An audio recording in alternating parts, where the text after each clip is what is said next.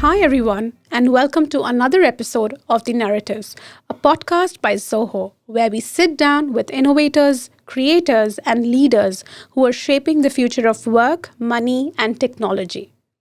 Our guest today is Silvia Eldawi, a global real estate leader with an exceptional career spanning London and Dubai, where she served as a managing director at the highest levels of the industry. Widely known as the golden girl of real estate, Sylvia is celebrated for her sharp market insights, leadership, and ability to shape high-impact real estate strategies.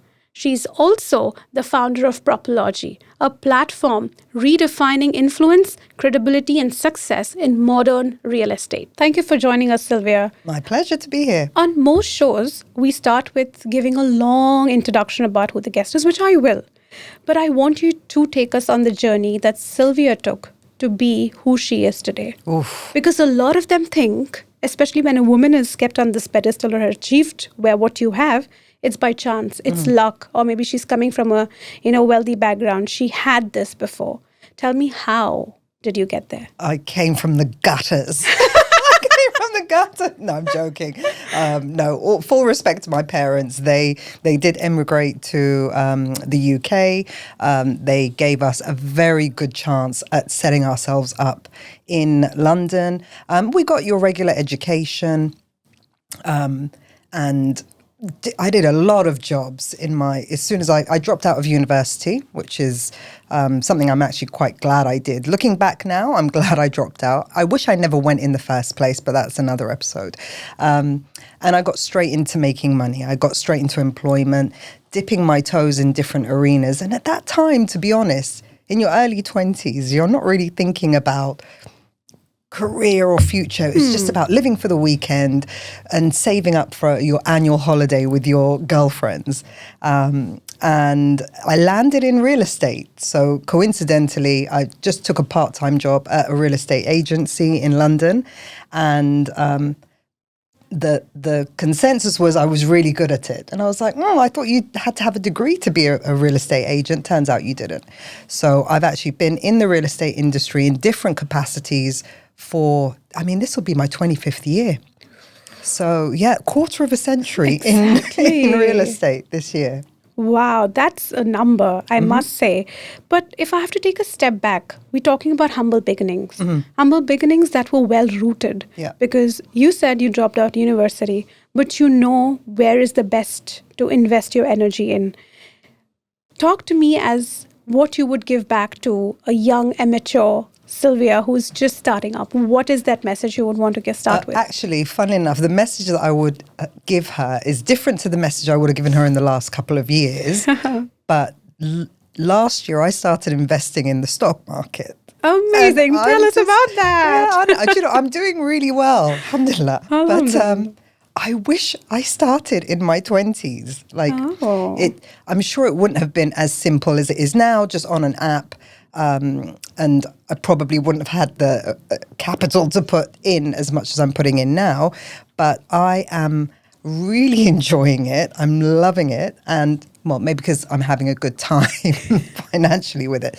But I would have said start investing into the S&P 500 or some ETFs, some commodities. Of course, we didn't have crypto back in the day. But yeah, so that's what I would have told 20-year-old Sylvia. Amazing. That's the message, because if you want to build generational wealth, you need a generation for it to happen. Yeah.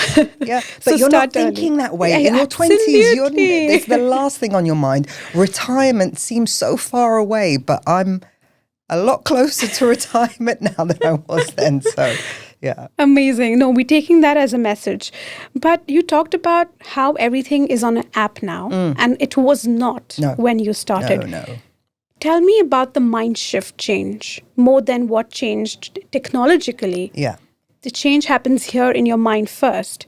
So everything was manual back in the days? Everything was manual, even phone calls. Oh, yes. Like, we didn't have mobile phones. So we would have one telephone in the office and one computer. There were computers back in the day, but I'm not even sure there was internet. There was one computer, and we had like hot boxes where we would keep all our clients' names, details, contact telephone number. And of course, you're ringing them during working hours and they're at work too. So they're not going to be at home. If you had that client's work number, you were winning. Like that was like, so yeah, CRM back in the day was just very manual. So what shifted for you, Sylvia? I mean, it's not that it shifted for me. It's just that technology advanced and it was imposed on you. You had no choice but to get along with it. And in that time, at that time, there was a bit of punishment that came along with it because there's a bit of resistance, isn't there? People fear what's new. People fear the unknown. So if you are used to operating out of what we used to call a hot box, which would be a box full of cards, just like your speaker cards, if you're used to that, then shifting to a new online computer and typing it in with one finger, you're going to resist. So there would be punishment. And then eventually it becomes habit and routine, and as does everything else. Absolutely. What do you think is with technology and real estate? Because yes, there was a gap. At the time when things were still being built, it was new. When you started your own app to doing real estate management, what is the idea that struck you? Today's episode is about making smarter financial decisions, and that starts with having a strong sales engine. Zoho's suite of sales apps, including Zoho CRM, Zoho Books, and Zoho Analytics, helps you track leads, forecast revenue, automate follow-ups, and get real-time financial clarity. So whether you're a growing business, a consultant, or a wealth advisor, Zoho gives you the tools to run opportunities into measurable results. Explore the full suite at zoho.com. I think it's just you've got apps for absolutely everything now. And there's what I used to think of was you've got parts of your life or parts of your day that are high value, low frequency, and tasks that you do that are low value, high frequency, like Deliveroo or ordering food or ordering a taxi, ordering anything online shopping. These are low value, but you do them often enough. That's something that you're very comfortable doing on an app. But a process as important as real estate, and when we're talking about something, maybe this is the majority of your wealth is going into this asset class. It's not something that you want to do on technology, which is known to have glitches or is known to fail. So the entire real estate journey that a buyer or a tenant will go through is very painful because there's lots of different steps to it. So technology had to come in to address all of these different parts of the chain. And that's where we're at now. And it's still very fragmented. There's still a lot. I don't know if you've tried to buy or rent recently, but it's not easy. And it should be a lot easier. However, there's one thought that still lingers, right? At the end of the day, now with tech, AI, we have taken a step back and we're talking about how giving that human experience is what is closing it for people. Yeah. That deal is sealed when you ultimately have someone, the human, intervene. Where are we missing? What piece of the jigsaw is leading us to going back? Where is it? So I think a lot of people think, will the real estate agent be replaced with technology? And I don't think they ever can be. I think that's with all jobs. No, there's a lot of jobs that can be replaced that we might not necessarily want to. But and I saw the other day something like a stat, I'm not going to repeat it because it's going to be wrong, but a lot of surgeons are going to end up being machines, and they'll do it quicker and more precision than an actual surgeon. So that's quite worrying, but also, okay, great if more operations can be done.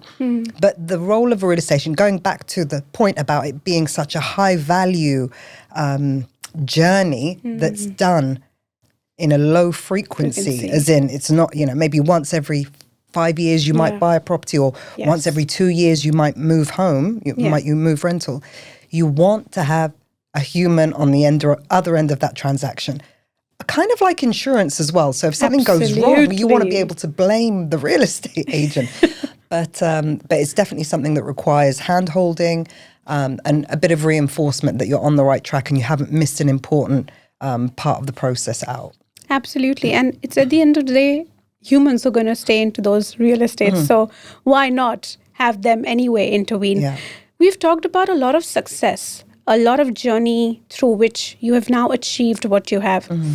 But tell us, what were those stepping stones that not many people always emphasize or rather talk about? Because yes, we've seen you achieve. We're now sitting with the golden girl in real estate. But where were the U-turns? What were the U-turns? I don't think there were any U-turns. It was more of a continuous journey. And I'd say the one thing that I'm most proud of is that I have a fantastic reputation, and it's been that way since my early 20s. You cannot find one person, one client, one customer that will have a bad word to say about me. And that's kind of just, I'm very much OCD at home. I'm tidy, I'm cleaning. I want everything as perfect as it can be. So I've done business in that way. I'm such a perfectionist when it comes to anything that I do. I want to do it well. A lot of people take shortcuts and they try and be naughty or, screw people. Can I say that? Yeah. Okay, screw people to get ahead. But actually, that's going to, at some point, it's going to set you back. So there have been no major U-turns. I don't know if that's a good thing or a bad thing, because I've always just followed a path of progression. And I've always focused as well on my personal brand. I know that I've worked for some amazing brands, but I know that the one thing that I'm going to carry through with me is my personal brand and my personal reputation. So I've invested heavily in my personal brand and keeping my reputation clean from the very beginning. I'm a big networker as well. I love meeting people. I am terrible at remembering their names, but I'm memorable. So, and I don't give memorable in a good way. I don't give people something bad to say about me. So, yeah. Amazing. You touched upon being consistent, being relevant. Yeah. In today's day and age, I think a lot of people are struggling with being relevant. You need to be on top of what's happening. You need to know where you are at, where you want to be.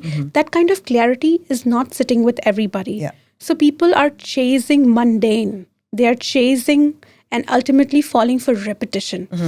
Tell me, where are you finding this in between being a real estate starter into this agents and then getting into director and then now building your app and then from there now doing your podcast. Entrepreneur, content creator, in between all this, where is Sylvia finding the consistency? I have like this intuition inside that I constantly, if I start getting bored of something or if I start losing that spark, I have to be honest with myself. And I think that's something that a lot of people are trapped in. And I was fortunate enough to be able to take a gamble on myself that I'm going to be okay. Like, if I leave, I'm going to work it out. If I want to move to Dubai, it's going to happen. So I think you've got to have faith in yourself, confidence in yourself. You've got to have faith in God as well, that you're going to land on your feet. You've got to take some risks. And as soon as you start getting that feeling inside that you're unfulfilled, start exploring what could fulfill you. And if it gets you excited, that's your cue to take the leap. Absolutely. Because after a point, it's not about what's happening and how I can do that. It's about what's making me move and take my next step. And that's what I think also adds to what you said about having a reputation, being genuine. Yes, this is Sylvia, that's her vibe, and we've got her. So it's you and it's ultimately being yourself that I think kind of takes you places, which also is interesting because I was listening to one of your previous podcasts and you talked about your life meets you at your level of audacity. Yes. And And I'm not even joking. I wanted to hear this over and over and over again. Get my phone. It's my screen. It's actually my screensaver. I Yeah. put it as my not Oh. screensaver, my wallpaper. Just to remind me that yes, life meets you at your level of audacity.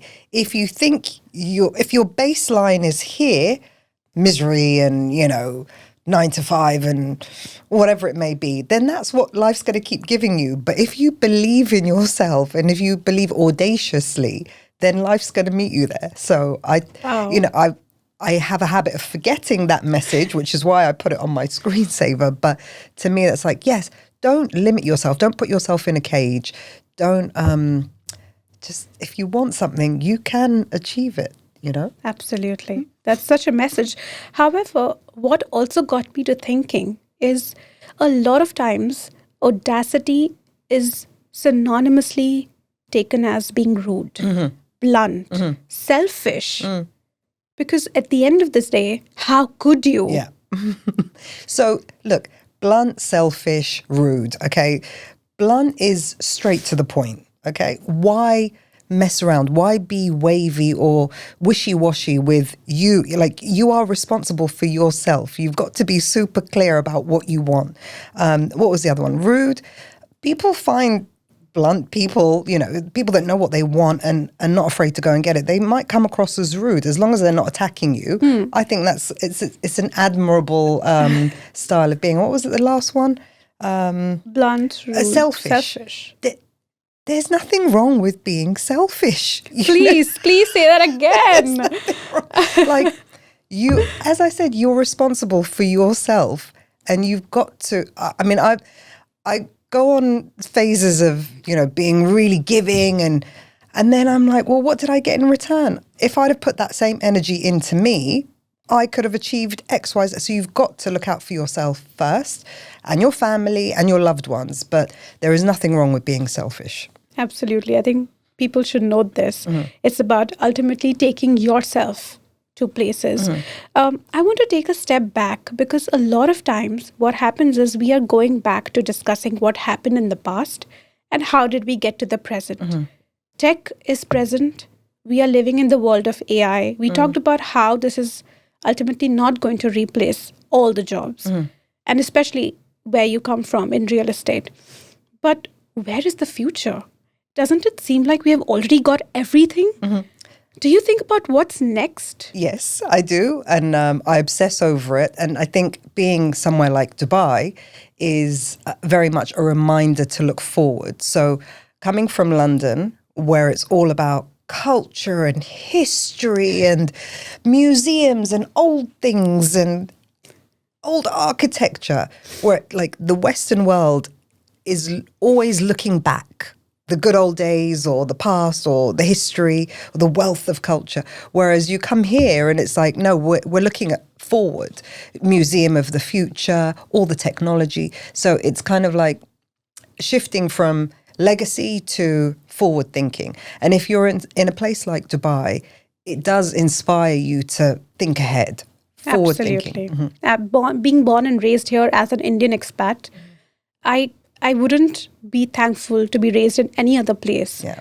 At one point, this was a scanty desert to now being, like you said, the future. If you're here, you are already in the future. Yeah. Industry-specific question to this is, how are real estate agents really going to keep up? What is it that they need to take back? I know you do a lot of mentoring, Sylvia. You coach one-on-ones and make the best of real agents. You polish them out with the best skills. Where do you see are they lacking? What skills do they need? So I think one thing that a lot of people get frustrated with real estate agents for is the part of the job that they shouldn't be doing in the first place. So, for example, you'll get frustrated with your real estate agent because they didn't answer your call. But they couldn't answer your call because they were out doing a showing or a viewing with another client, and that would be considered rude to answer and take calls with another client. So I think the role of the real estate agent is not going to be replaced with AI, but parts of their job are going to be made so much simpler with AI. So I think even property discovery element is going to change rapidly. Like, you're at some point in your life, I'm sure you went into a travel agency to book a holiday, or your parents did. You go in and you decide, I'm going to go here and I want to. Now it's all done on an app or on the website, and you're confident doing it. So I think the real estate discovery journey, part of the journey, is going to be made a lot more simpler with AI. And the reason why I say real estate agents are never going to be made extinct is because you think you know what you want to buy. Every buyer thinks they know what they should buy. Yeah. But they don't. That's interesting. And even myself, even having been in the industry for 25 years, everything I've bought, whatever I went to the real estate agent saying, whether it was my budget, the location, the type of property, or how many bedrooms, didn't end up being what I bought. And what they suggested ended up being better for me.